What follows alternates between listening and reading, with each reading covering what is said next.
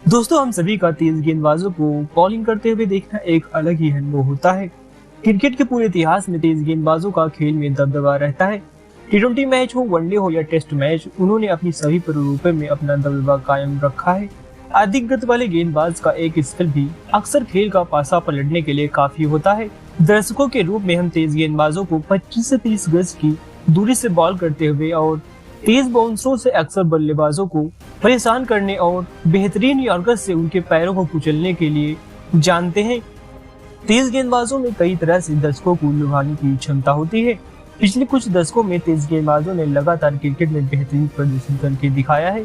70 और 80 के दशक में वेस्ट इंडीज के माइकल होल्डिंग, माइकल मार्शल और कार्टरी एम्ब्रोज से लेकर 1990 और 2000 के दशक में वसीम अकरम, रिटली, शोएब अख्तर और सॉन्टेट और हाल ही में जसप्रीत बुमराह, कगिसो रबादा और लकी फर्ग्यूसन जैसे गेंदबाज अपने तेज गति की गेंदबाजी के लिए जाने जाते हैं। दोस्तों, भारतीय क्रिकेट के इतिहास में ऐसे गिने चुने ही गेंदबाज हुए हैं जो बल्लेबाजों को परेशान करने के लिए केवल गति पर निर्भर रहे हों। हालांकि मौजूदा परिदृश्य कुछ अलग ही है। पिछले कुछ वर्षों में भारतीय टीम ने एक मजबूत तेज गेंदबाजी आक्रमण का निर्माण किया है और आज भारतीय टीम के पास कई बेहतरीन तेज गेंदबाज हैं जो अपने तेज गति से बल्लेबाजों को परेशान कर सकते हैं। तो आइए दोस्तों, ऐसे ही भारत के चुनिंदा गेंदबाजों के बारे में जानते हैं जो अपनी तेज गति से बल्लेबाजों को चकमा देते हैं। नंबर 10 पर नाम आशीष नेहरा का है। 1999 में श्रीलंका के खिलाफ पदार्पण करने वाले आशीष नेहरा हमारी इस लिस्ट में 10वें स्थान पर हैं। नेहरा उन कुछ भारतीय गेंदबाजों में से एक थे जिन्होंने लगातार 140 से अधिक गति से गेंदबाजी की है। दुबले पतले दिखने के बावजूद नेहरा की गति ने कई लोगों को हैरान कर दिया था। उनके सबसे यादगार पलों में से एक 2003 के विश्व कप के दौरान आया, जब उन्होंने इंग्लैंड के खिलाफ 149.7 किलोमीटर प्रति घंटा की गति से गेंदबाजी करते हुए 23 रन देकर इंग्लैंड के 6 अहम विकेट निकाले। 9वें नंबर पर नाम वरुण एरोन का है। दोस्तों, भारतीय टीम के लिए वरुण एरोन का प्रदर्शन कुछ खास नहीं रहा है। अपने पूरे करियर के दौरान वरुण एरोन ने लगातार तेज गेंद से गेंदबाजी की। हालांकि अपनी तेज गेंदबाजी में गति की कमी के कारण उन्होंने जमकर रन लुटाए। नतीजन यह हुआ कि वह लंबे समय तक भारतीय टीम में अपना स्थान कायम न रख सके। 8वें नंबर पर नाम उमेश यादव का है। उमेश यादव भारत के तेज गति के गेंदबाजों में से एक हैं, जो गेंद को दोनों तरफ स्विंग कराने की क्षमता रखते हैं। इसके साथ ही रिवर्स स्विंग भी उत्पन्न करने की क्षमता रखते हैं। 2012 में श्रीलंका के खिलाफ एक दिवसीय सीरीज के दौरान उनकी सबसे तेज रिकॉर्ड की गई डिलीवरी 152.5 किलोमीटर प्रति घंटा की थी। 7वें नंबर पर नाम ईशांत शर्मा का है। ईशांत शर्मा जो कई वर्षों तक टेस्ट क्रिकेट में भारतीय तेज गेंदबाजी आक्रमण की अगुवाई करने वाले गेंदबाज हैं। 6 फीट और 6 इंच लंबे शर्मा अक्सर चार्ज करते समय सर्वश्रेष्ठ बल्लेबाजों को भी डराते थे।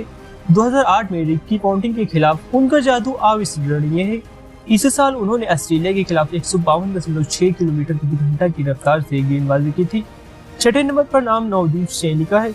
Navdeep Saini Indian Premier League में अपने शानदार प्रदर्शन के लिए जाने जाते हैं। उन्होंने काफी समय तक आईपीएल में सबसे तेज गेंद फेंकने का रिकॉर्ड भी बनाया है। हालांकि अपनी तेज गति के बावजूद सैनी ने अंतर्राष्ट्रीय स्तर पर अपनी आईपीएल सफलता को दोहराने में संघर्ष करते दिखे हैं। 5वें नंबर पर नाम जसप्रीत बुमराह का है। भारत की गेंदबाजी आक्रमण की वीर माने जाने वाले जसप्रीत बुमराह इस लिस्ट में 5वें सबसे तेज गेंदबाज हैं। तेज तर्रार यार्कर को लगातार फेंकने की उनकी अपनी क्षमता के लिए जाना जाता है।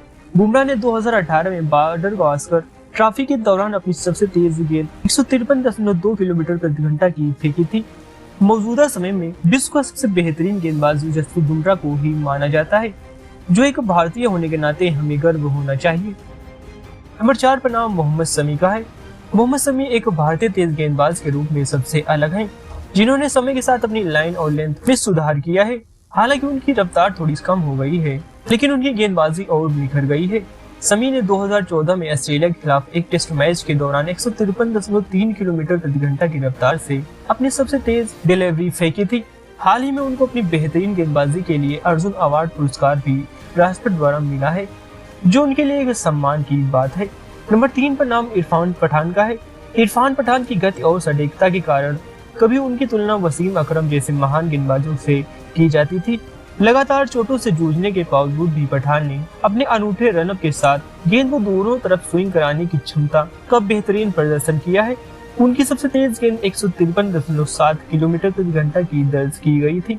नंबर 2 पर नाम जवागल श्रीनाथ का है। 1990 के दशक के दौरान जवागल श्रीनाथ न केवल भारत के बल्कि विश्व स्तर पर भी सबसे तेज गेंदबाजों में से एक थे। सबसे तेज गेंदबाजों की सूची में उनका नाम शोएब अख्तर के बाद आता है। श्रीनाथ की सबसे तेज डिलीवरी 154.5 किलोमीटर प्रति घंटा की थी।